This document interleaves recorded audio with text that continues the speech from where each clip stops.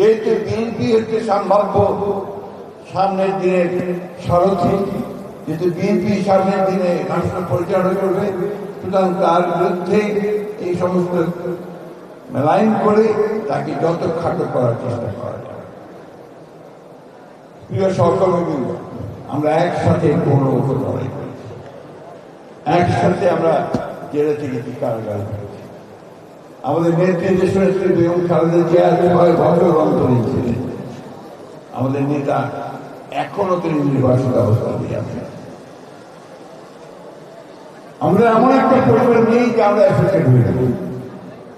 সুতরাং এই জিনিসগুলোকে মনে রেখে যে আসুন আমরা সবাই মিলে এই দুঃখ কষ্টগুলোকে কাটিয়ে আমরা একটা সুন্দর ভবিষ্যতের স্বপ্ন দেখি। আমি আমার ছোট ভাইটার মুখে, ছোট বোনটার মুখে, আমার মায়ের মুখে একটু হাসি ফুটিয়ে দিই এবং একটা সুন্দর সমাজ গড়ে। এটা না হলে আমাদের এত চেষ্টা, এত পরিশ্রম, এত রক্তপাত সবকিছু ব্যর্থ হয়ে যাবে। সামনে তো আমি দাঁড়াতে পারি না যখন সে বলে কি হলো, অথবা সেই আহত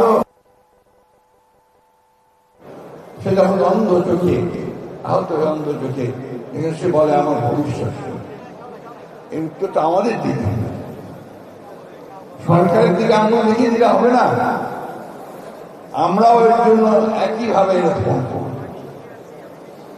আমাদেরকে ওই কাজটা করার জন্য এখন থেকে তৈরি হতে হবে।